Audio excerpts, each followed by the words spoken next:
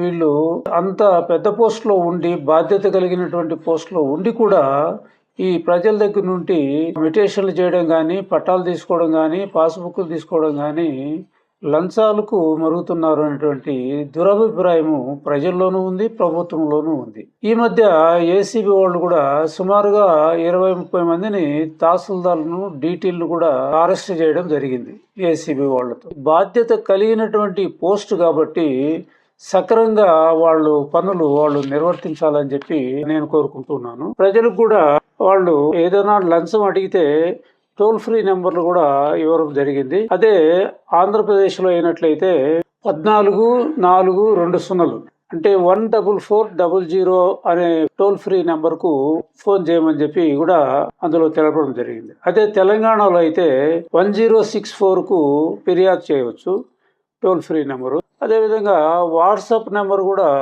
94446106. ఈ విధంగా ఏదైనా అక్రమాలకు పాల్పడినటువంటి రెవెన్యూ అధికారులు కానీ, సిబ్బంది కానీ ఎవరన్నా అటువంటి పాల్గొంటే తప్పకుండా వీళ్లకు ఫిర్యాదు చేయవచ్చు.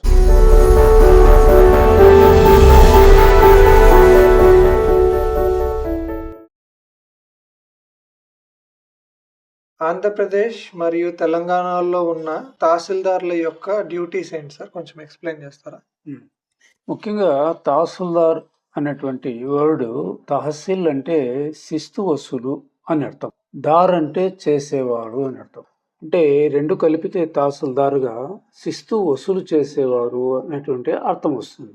ఈ తహసీల్దార్ వ్యవస్థ అనేటువంటిది ఎప్పటి నుంచి ఉందంటే మొఘల్ సామ్రాజ్యంలో మొదలయ్యి బ్రిటిష్ కాలంలోనూ పూర్తిగా బ్రిటిష్ కాలం అంతా జరిగి మనకు స్వతంత్రం వచ్చిన 1947 బ్రిటిష్ కాలం అంతమైనా కూడా 1985 వరకు ఎన్టీ రామారావు ప్రభుత్వం వచ్చేంత వరకు కూడా ఈ తహసీల్దార్ వ్యవస్థ అనేటువంటిది నడుస్తూ ఉండేదన్నమాట. అయితే ఎన్టీ రామారావు ప్రభుత్వం 1985లో వచ్చిన తర్వాత ముందు తాలూకాలు ఉండేటివి. ఆ తాలూకాలు పెద్ద పెద్ద తాలూకాలు ఉండేదాని వల్ల పరిపాలన సౌలభ్యం కొరకు పెద్ద తాలూకాలను 3 నుంచి 5, 6 వరకు మండల్స్ గా డివైడ్ చేయడం జరిగింది. ఒక్కొక్క మండలానికి ఒక్కొక్క మండల రెవెన్యూ అధికారిని నియమించడం జరుగుతుంది, ఎంఆర్ఓలను అనుకోండి. ఈ వ్యవస్థ ఎంతవరకు జరిగిందంటే 1985 నుండి 2007 వరకు, అంటే 22 సంవత్సరాల కాలము ఈ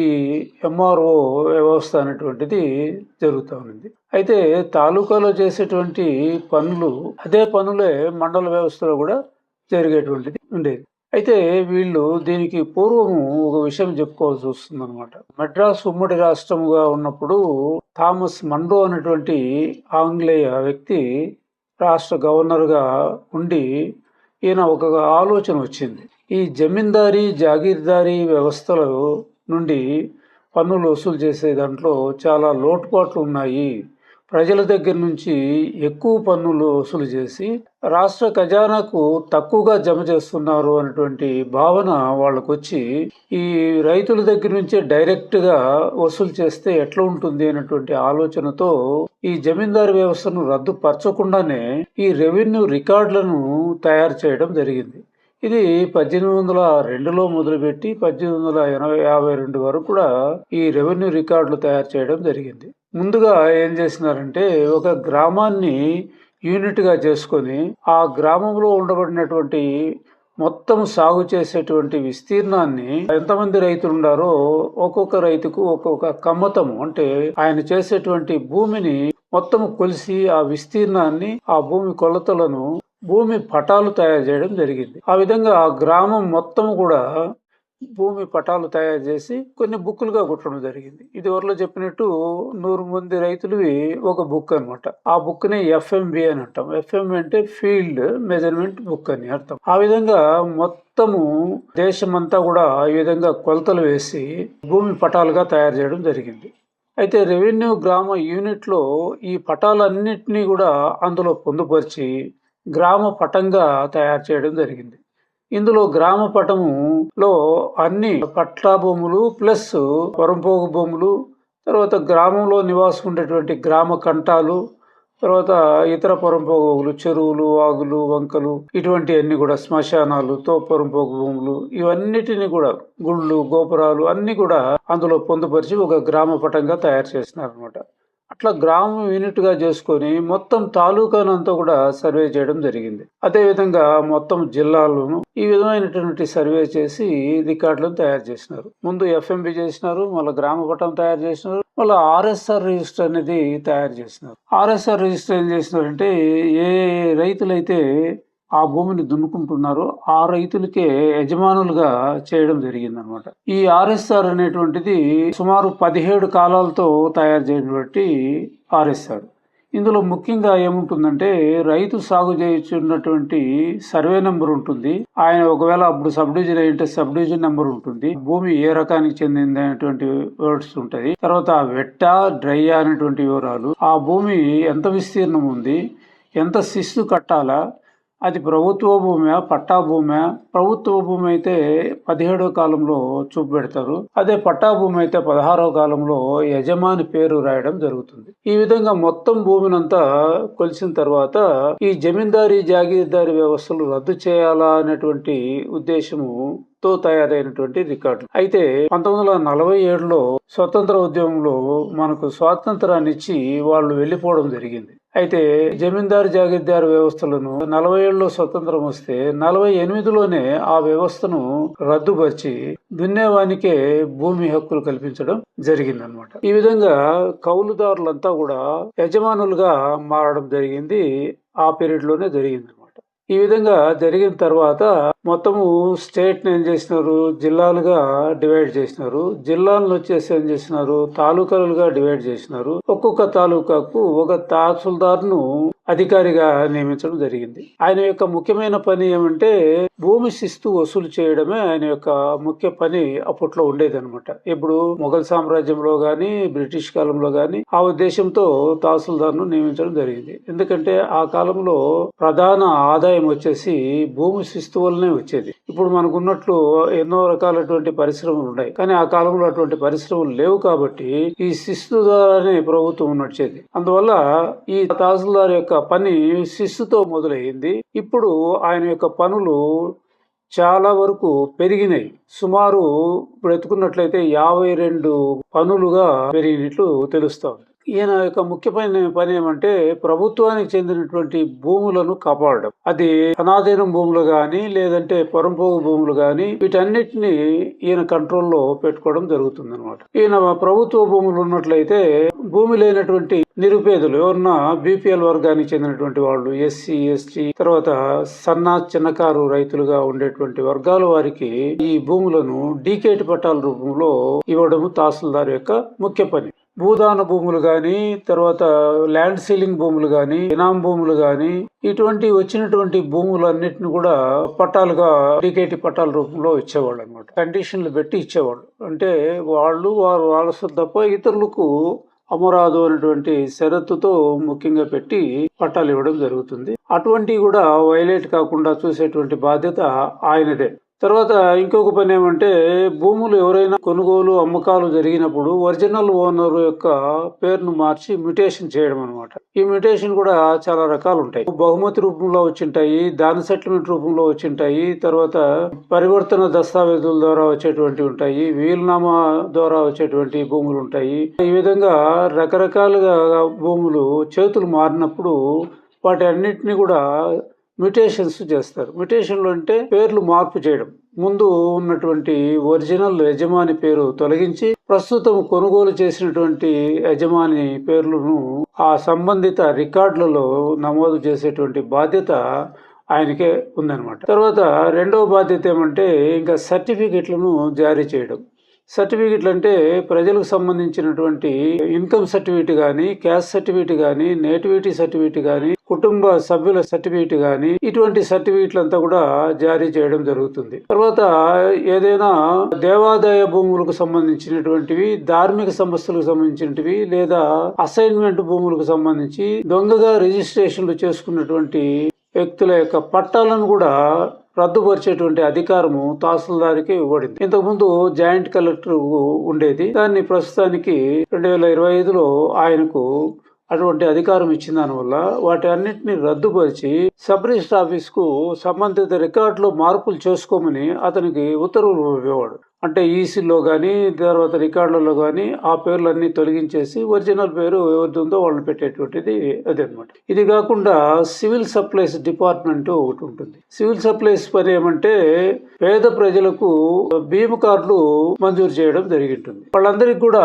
బియ్యం సక్రంగా అందుతున్నాయా లేదా అని చూడాల్సినటువంటి బాధ్యత తహసీల్దార్ మీద ఉంది. దీనికి గాను ఆయనకు సహాయకుడుగా సివిల్ సప్లైస్ డిప్యూటీ తహసీల్దారు ఇవన్నీ చూస్తారు.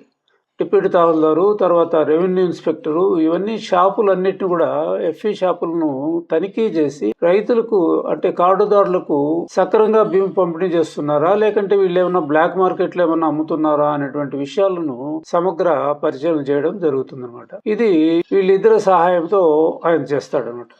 ఇది కాకుండా చెక్ పోస్టులను కూడా ఏదైనా భీము సబ్సిడీ భీము ఏమన్నా పక్క రాష్ట్రాలకు ఏమన్నా పోతున్నాయా లేదా అనేటువంటి విషయాలను కూడా చెక్ పోస్టుల ద్వారా చెక్ చేసే దానికోసము కొంత సిబ్బంది రెవెన్యూ సిబ్బందిని నియమించడం జరుగుతుంది. ముఖ్యంగా చెక్ పోస్ట్ డిటి అనేటువంటి పోస్టులను సృష్టించడం జరుగుతుంది అనమాట.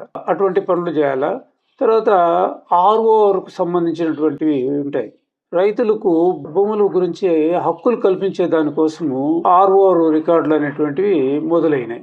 అది మొట్టమొదట 1971లో ఆర్ఓఆర్ చట్టం అనేది వచ్చింది. దాని నుంచి లేటెస్ట్ గా 1985లో మరి యొక్క చట్టము ఆర్ఓఆర్ చట్టం వచ్చింది. 85లో వచ్చినటువంటి చట్టానికి కొంచెం చట్టబద్ధత ఎక్కువ కల్పిస్తూ రైతులకు టైటిల్ డీడ్ అనేటువంటిది ఇవ్వడం జరుగుతుంది. అంటే హక్కు పత్రం అన్నమాట. టైటిల్ అంటే హక్కు పత్రం. ఆ హక్కు పత్రాన్ని పెట్టి బ్యాంకుల్లోనూ రుణాలు తీసుకునేటువంటి ఫెసిలిటీ ఉంటుంది. తర్వాత ప్రభుత్వ పథకాల నుండి ఏదైనా సబ్సిడీలు గాని ఏదైనా ఆర్థిక సహాయం గాని ఉన్నట్లయితే వాటి ద్వారా కూడా అందుతుంది అనమాట. దీనికి సంబంధించి రికార్డింగ్ అథారిటీస్ అనేది నియమిస్తారు. సీనియర్ అసిస్టెంట్ క్యాడర్ లో ఉండేటువంటి వాళ్ళు, డిప్యూటీ తహసీల్దార్ క్యాడర్ లో ఉండేటువంటి వాళ్ళు, వీళ్ళంతా కూడా ఆ రైతులకు సంబంధించినటువంటి హక్కులను పరిశీలించి వాళ్ళకి ఎంత భూమి ఉంది, ఏ సర్వే నెంబర్లో ఎంత ఉంది అనేటువంటిది వాళ్ళు డిసైడ్ చేసి దాని వరకు ఆర్ఓఆర్ 1 మరియు ఆర్ఓఆర్ 1B రిజిస్టర్లో నమోదు చేసి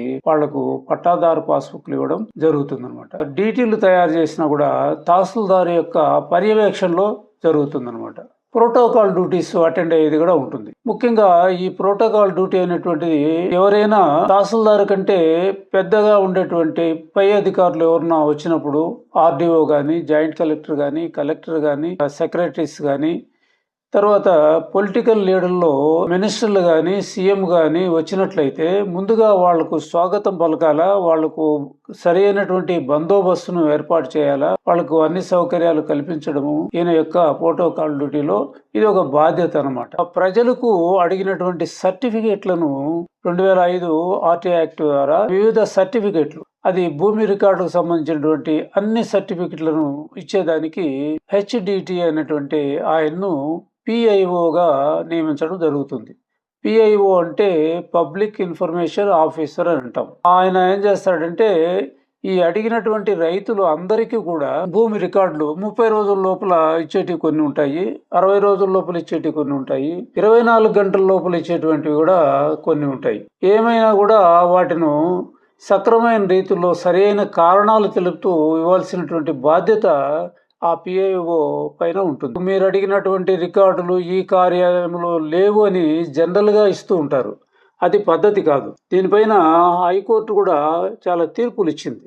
మీరు ఆ విధంగా ఇచ్చేదానికి వీలు లేదు, మీరు కరెక్ట్గా రికార్డులు మీ ఆఫీసులో ఉండే రికార్డులు లేకుండా పోవడం ఏమిటి, కాబట్టి వాటిపైన ఒకవేళ లేవు అనుకున్నప్పుడు దానిపైన తదుపరి చర్య ఏం తీసుకుంటున్నారు అని తెలుపుతూ ఈ రికార్డులు మీ దగ్గర లేకపోతే ఇంకెక్కడ దొరుకుతాయి అనేటువంటి వివరాలతో కూడా ఆ సంబంధిత అప్లికేట్కు తెలపాల్సినటువంటి బాధ్యత ఉంది. అవన్నీ తెలుపకుండా జనరల్ గా లేవనేటువంటి చిన్న ఎండార్స్మెంట్ తో ఇచ్చేది జరుగుతూ ఉంటుంది. ఈ బాధ్యతలన్నింటినీ కూడా తహసీల్దార్ యొక్క పర్యవేక్షణలో జరగడం జరుగుతుంది. ఏదైనా పట్టాదారు పాస్బుక్లో లోటుపాట్లు ఏమన్నా ఉన్నట్లయితే అప్పిలేట్ అథారిటీ అనేటువంటిది కూడా ఒకటి ఉంది. ఈ అప్పిలేట్ అథారిటీ ఎట్లుంటుందంటే తహసీల్దార్ ఇచ్చినటువంటి పాస్బుక్లు అనుకోండి, వాటిల్లో తప్పులు జరిగేటువంటి అవకాశం ఉంది. ఆ తప్పులను ఒక తహసీల్దార్ ఇచ్చినటువంటి దాన్ని ఇంకొక తహసీల్దారు దాన్ని సరిదిద్దలేడు. నెక్స్ట్ అప్పిలేట్ అథారిటీ ఎవరంటే ఆర్డీఓకి పోవాలి. ఆర్డీఓ పైన జాయింట్ కలెక్టర్ ఉంటాడు. జాయింట్ కలెక్టర్ పైన రాష్ట్ర హెడ్ క్వార్టర్స్ సిసిఎల్ఏ ఉంటాడు. ఆయన కూడా సరిగా లేదనుకోండి, ఇంకేం చేయాలా? ప్రైవేటు కేసు కోర్టులో, హైకోర్టులో ఫైల్ చేయాల్సి వస్తుంది. అధికారుల మీద ఫైల్ చేయాలంటే రిట్ పిటిషన్ ఫైల్ చేయాల్సి వస్తుంది. ఈ విధంగా ఈ త్రూ ప్రాపర్ ఛానల్ అంటే రెవెన్యూ కోర్టుల ద్వారానే పోవాల్సి వస్తుంది, కానీ సివిల్ కోర్టులకు పోవడానికి వెళ్ళేది ఇది. అదే పట్టా భూమి అయినట్లయితే ఖచ్చితంగా సివిల్ కోర్టులనే ఆశ్రయించాలి, కానీ రెవెన్యూ కోర్టులలో అది పరిష్కారము కాదనమాట. ఇంకా చాలా పనులు అయితే ఉన్నాయి. ఇది కాకుండా ఆయనకు ఎగ్జిక్యూటివ్ మ్యాజిస్ట్రేట్ అటువంటి అధికారం కూడా అతనికి ఉంటుంది. ఎప్పుడైనా ఆ మండలకు సంబంధించి శాంతి భద్రతలకు భంగం కలిగినప్పుడు అతను 144 సెక్షన్ విధించేటువంటి అధికారము ఆ తహసీల్దార్కు ఉంది. ఇంకా ఏదైనా అల్లర్లు జరిగి శాంతి భద్రతలకు వచ్చినాయంటే 107 నుండి 110 వరకు కూడా సిఆర్పిసి సెక్షన్లు ఆయన ఉపయోగించవచ్చు అనమాట. ఇన్ని బాధ్యతలు అన్ని కూడా సక్రమంగా నిర్వర్తించాల్సిన అవసరము తహసీల్దార్ల పైన ఉంటుందన్నమాట. కానీ ఈ మధ్య కొంతమంది తహసీల్దార్ల పైన ఒక చెడు అభిప్రాయము ప్రజల్లో ఉంది. ఎందుకంటే వీళ్ళు అంత పెద్ద పోస్టులో ఉండి, బాధ్యత కలిగినటువంటి పోస్టులో ఉండి కూడా ఈ ప్రజల దగ్గర నుండి మిటేషన్లు చేయడం కానీ, పట్టాలు తీసుకోవడం కానీ, పాస్బుక్లు తీసుకోవడం కానీ, లంచాలకు మరుగుతున్నారు అనేటువంటి దురభిప్రాయము ప్రజల్లోనూ ఉంది, ప్రభుత్వంలోనూ ఉంది. ఈ మధ్య ఏసీబీ వాళ్ళు కూడా సుమారుగా 20-30 మందిని తహసీల్దార్లను, డీటీలను కూడా అరెస్ట్ చేయడం జరిగింది ఏసీబీ వాళ్ళతో. బాధ్యత కలిగినటువంటి పోస్ట్ కాబట్టి సక్రమంగా వాళ్ళు నిర్వర్తించాలని చెప్పి నేను కోరుకుంటున్నాను. ప్రజలకు కూడా వాళ్ళు ఏదైనా లంచం అడిగితే టోల్ ఫ్రీ నెంబర్లు కూడా ఇవ్వడం జరిగింది. అదే ఆంధ్రప్రదేశ్లో అయినట్లయితే 14-420 అంటే 14400 అనే టోల్ ఫ్రీ నెంబర్కు ఫోన్ చేయమని చెప్పి కూడా అందులో తెలపడం జరిగింది. అదే తెలంగాణలో అయితే 1064కు ఫిర్యాదు చేయవచ్చు, టోల్ ఫ్రీ నెంబరు. అదేవిధంగా వాట్సాప్ నెంబర్ కూడా 94446106. ఈ విధంగా ఏదైనా అక్రమాలకు పాల్పడినటువంటి రెవెన్యూ అధికారులు కానీ, సిబ్బంది కానీ ఎవరన్నా అటువంటి పాల్గొంటే తప్పకుండా వీళ్లకు ఫిర్యాదు చేయవచ్చు. కాబట్టి ఈ పోస్టుకు గౌరవం ఇస్తూ అందరూ తహసీల్దార్లు ప్రజల్లోనూ ఇట్లా ప్రభుత్వంలోనూ మంచి పేరు తెచ్చుకుంటారని ఆశిస్తూ సెలవు తీసుకుంటున్నాను. Thank you.